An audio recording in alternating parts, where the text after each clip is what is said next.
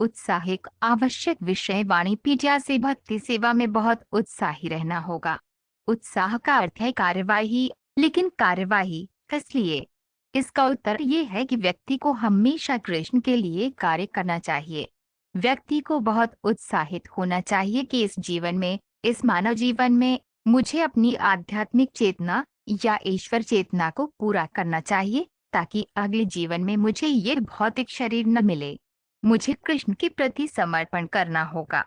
हालांकि मेरा मन बाहर की ओर जा रहा है, लेकिन मुझे दृढ़ निश्चय करना होगा कि मुझे समर्पण करना ही होगा। श्रील प्रभुपाद की पुस्तकें, व्याख्यान, वार्तालाप और पत्र इस आवश्यक विषय की व्यापक प्रस्तुति प्रदान करते हैं, जैसा कि वाणी कोट्स उत्साह श्रेणी में देखा जाता है। उनकी पुस्तकों का एक परिचय निम्नलिखित 12 उद्धरणों में दिया गया है। श्रील प्रभुपाद की पुस्तकों से उद्धरण एक जीवित इकाई कार्य करना बंद नहीं कर सकती। इसलिए जब उसे भौतिक उपलब्धियों के बारे में उत्साहित होने से मना किया जाता है, तो उसे तुरंत आध्यात्मिक उपलब्धियों के बारे में उत्साहित होने के लिए प्रोत्साहित किया जाना चाहिए। नारद भक्ति सूत्र, अध्याय 5। उत्साह जीव का लक्षण है, इसे रोका नहीं जा सकता। यह एक शक्तिशाली इंजन की तरह है। यदि आप इसका सही ढंग से उपयोग करते हैं तो यह अत्यधिक उत्पादन देगा। इसलिए उत्साह को शुद्ध करना चाहिए। नारद भक्ति सूत्र, अध्याय 5। उत्साह को शुद्ध करना चाहिए। भौतिक लक्ष्यों को प्राप्त करने के लिए उत्साह का उपयोग करने की बजाय व्यक्ति को भक्ति सेवा के पूर्ण चरण को प्राप्त करने के लिए उत्साही होना चाहिए।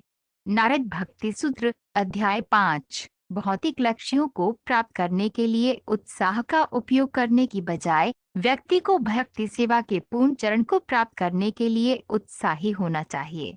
वास्तव में अपने भक्तों को भक्तिमय सेवा में उत्साहित करना ही वह उद्देश्य है जिसके लिए कृष्ण इस भौतिक संसार में अवतरित होते हैं।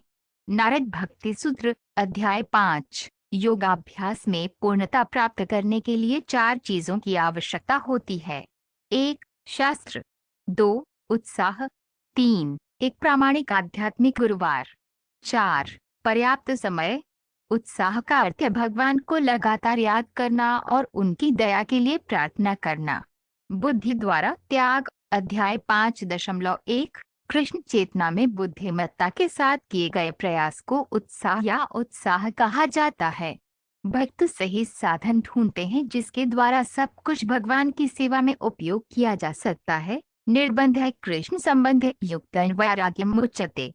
भक्ति सेवा का निष्पादन निष्क्रिय ध्यान का विषय नहीं है, बल्कि आध्यात्मिक जीवन की अग्रभूमि में व्यवहारिक कार्यवाही है। भक्ति का अमृत, अध्याय 3। जब भगवान के प्रति प्रेम और भक्ति के कारण विशेष वीरतापूर्ण उत्साह होता है, तो परिणामी गतिविधियां वीरतापूर्ण कहलाती हैं। ये शूरवीर गतिविधियां नकली लड़ाई, दान देने, दया दिखाने और धार्मिक सिद्धांतों को क्रियान्वित करने जैसे कार्यों में प्रकट हो सकती हैं। भक्ति का अमृत, अध्याय 33। यदि कोई श्री चैतन्य महाप्रभु के आदेशों का पालन करके अर्थात कृष्ण के पवित्र नाम का जाप करके शुद्ध हो जाता है, तो उसे निश्चित रूप से भगवान की सेवा करने के लिए उत्सुक होना चाहिए। ये परीक्षा है। जब कोई उत्साहपूर्वक भगवान की सेवा में संलग्न होता है, तो यह समझा जाना चाहिए कि वे कृष्ण और हरि के नामों का जाप करने का फल प्राप्त कर रहा है। चैतन्य चरितामृत, मध्य लीला 1.100। जो भगवान की सेवा में संलग्न नहीं है वे यह भौतिक है, और इस प्रकार लगी किसी भी चीज को छोड़ा नहीं जाना चाहिए। ऊंची गगनचुंबित इमारत के निर्माण और मंदिर के निर्माण में उत्साह भले ही एक जैसा हो, लेकिन प्रयास अलग अलग होते हैं, एक भौतिक और दूसरा आध्यात्मिक। आध्यात्मिक गतिविधियों को भौतिक गतिविधियों के साथ भ्रमित करके छोड़ नहीं देना चाहिए। भगवान हरि से जुड़ी कोई भी चीज भौतिक नहीं है। जो भक्त इन सब पर विचार करता है वे हमेशा आध्यात्मिक गतिविधियों में स्थित रहता है, और इसलिए वह भौतिक गतिविधियों से आकर्षित नहीं होता है। श्रीमद्भागवत 9.4-25। किसी को भी भक्ति सेवा का क्रियान्वयन इसलिए नहीं छोड़ना चाहिए क्योंकि 1 या 2 प्रयास सफल नहीं हुए हैं। एक को जारी रखना चाहिए। श्री रूप गोस्वामी भी पुष्टि करते हैं कि व्यक्ति को बहुत उत्साही होना चाहिए और धैर्य और आत्मविश्वास के साथ भक्ति करनी चाहिए। ये विश्वास विकसित करने के लिए धैर्य आवश्यक है कि कृष्ण मुझे निश्चित रूप से स्वीकार करेंगे क्योंकि मैं भक्ति सेवा में संलग्न हूँ।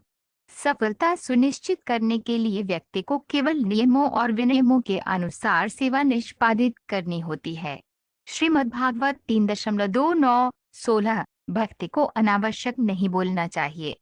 एक गंभीर भक्त के पास बकवास करने का समय नहीं है। वह सदैव कृष्ण भावनामृत में व्यस्त रहते हैं।